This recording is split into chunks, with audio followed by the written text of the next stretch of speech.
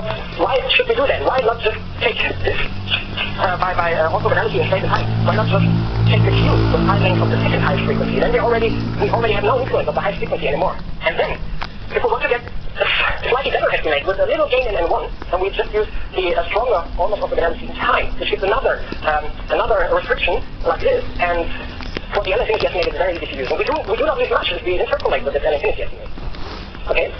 And of course, the question also raises, is this kind of trilinear estimate that we proved now for the irrational source and for S cross S2, is it also true in a more general setting? I have no idea. I mean, the strategy looks very good, I think. But what the prevent us from proving is, well, it's quite easy. As you remember, on the linear evolution, we have e to the t lambda k squared. And for a general manifold, we have no idea what this could look like.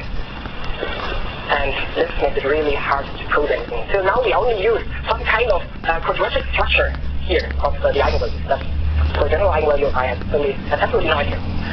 And maybe I just guess that maybe this requires also a more general kind of exponential sum estimate. This exponential sum estimate are a little bit too concrete, even for the irrational circles. This do not work. One has to play around a little, and you will find it in the paper of Bourdieu from 2007, I think. And even for the irrational circles, this specific kind of exponential sum estimate does not work. One has to go back to this one that is only in time, not in space. But still, the question is, are these exponential sum estimates true in a more general setting? Yeah, that's all I wanted to say today. So thank you very much for your attention.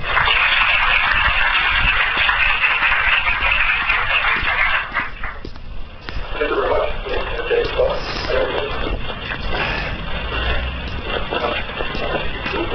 restaurant, I bought a ticket. Drove 6 hours to see a historic moment, and so I did. But I'm glad. I want to start by congratulating the German nation. German soccer team was marvelous and really deserved it. And all right, so let me start today. So this my talk is intended to be somehow more informative than, well, I don't want to get too much into details, technical details. So despite being a kind of technical subject, I'll try to make it as less complicated as possible, and then you let me know at the end if I succeeded or not. Okay, so essentially what I want to do is sum up some work that I've been doing over the last couple of years on these so-called extremal functions, and then with lately some applications to number theory, like Hilbert spaces and bounds for the Riemann zeta function. Alright, so let me start. I'll divide this talk into 3 parts. So the first part I'll talk about this extremal problem of Berling and Zilbert type, and well, I don't expect you to follow all the details and all the slides, just get the basic idea. But the main problem that I'll be talking about today, the motivation for it, is this extremal problem here. I give you a real valued function, and I want to find functions of exponential type that approximate this function in the best way possible, right? So given an entire function f, given a real function f, real valued function f, I want to find real entire functions L and M, such that L and M have a prescribed exponential type, L is below f and M is above f, and subject to condition 1 and 2, L and M minimize at one distance to f. Okay? So this one-sided condition here is important for applications. Right? Of course, you could consider the same problem of just approximating the function f, but this is a pure approximation theory problem, and it's not good for applications. Well, here exponential types, of course, this quantity, and it's pretty much related to the main important thing is that it's related to the support of the Fourier transform. Right? So exponential type finite plus some decay condition on the line means that the support of the Fourier transform of the function is contained on a compact interval. Right? Exponential type tau, support contained on the interval minus tau over 2 pi, tau over 2 pi. Here I use a classical science notation for Fourier transform with 2 pi ix. Okay. As I said, previous work on this by Bernstein, Krein, Akiza, and Nagy on the pure approximation problem without the one-side condition. And then, at least to my knowledge, the first one to consider this problem was Berling on the 30s for the function f of x sigma of x. I'll show you in the next slide exactly what it is. And then Zellberg in the 70s, Logan for the characteristic function of intervals, then Valery in the 1980s for the exponential function here. So a typical picture of this problem is this. So here's Berling's original construction for the sigma function. And the blue function here is the best function of exponential type 2 pi that lies above the sigma function. Zellberg in the 70s had the clever idea to combine 2 signal functions at a shift to produce a characteristic function of an interval, and of course to sum the 2 matrons, you get a matron for the characteristic function of the interval. This is not always optimal, but it's a simple enough construction to be used for a lot of applications in number theory connected to large C inequalities, Richard inequalities, Hilbert type inequalities, and so on and so on.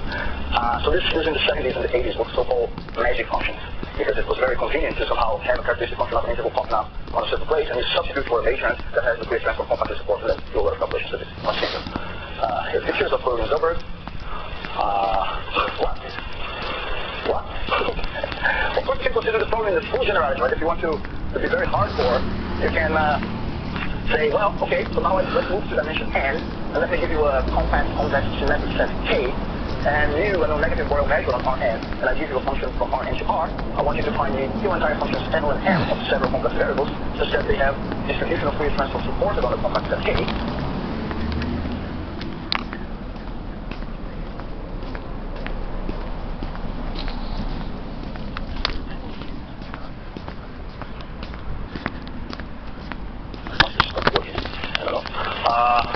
And the only previous work on this several variables was done by Jeff Bowler in 1996, when he considered the functions, the characteristic functions of balls, and then with my compact convex symmetric set, the support of Fourier transform given the Euclidean ball. Of course, you can give a concept of exponential type. The concept of exponential type is several variables, but it's now connected to a convex compact set. And it depends on the set of diffuse a priori. Alright, let me give you a very example to show you what are the difficulties in this sort of problems and how we can proceed. So the simplest example that I can think is this, what I call the one delta problem. This is a problem that you can ask your students in the qualifying exam. I usually do that in INFA. So, find me a function f, which is integrable with Fourier transform supported in -1, 1, such that f is non-negative and f of 0 is bigger than 1. You want to find a function that is non-negative, but it's bigger than the delta theory, f of 0 bigger than 1 in this sense. And you want to find the integral of f. What's the minimum value of f hat of 0? Right? So I'm going to give you three ways to solve this.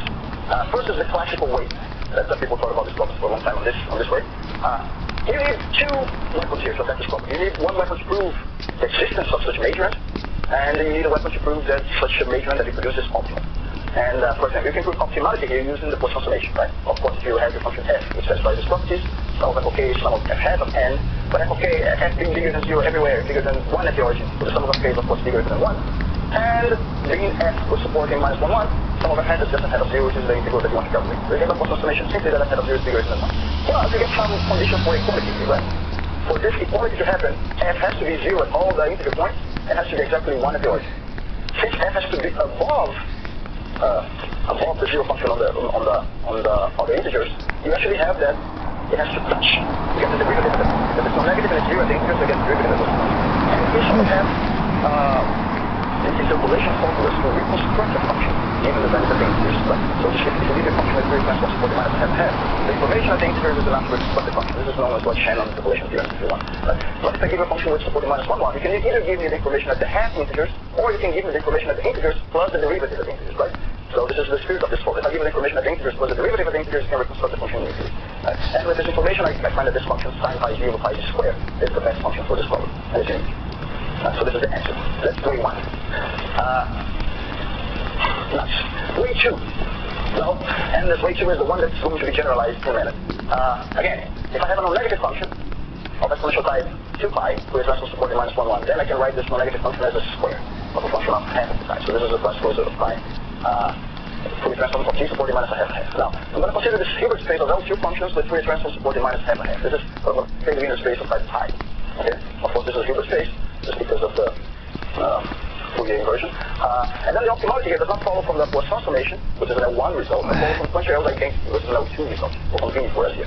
And you start by trying to write the L1 norm of f. This is the object that you want to minimize, but f is g squared, so you have the L1 norm of f is the integral of g squared. But the integral of g squared, and you use Poincaré here, is the integral of g hat squared, but g hat is just supported minus a half half. So now instead of looking at g hat as a function on the whole line, since it has supported minus a half half, you can look at it as a periodic function of period 1.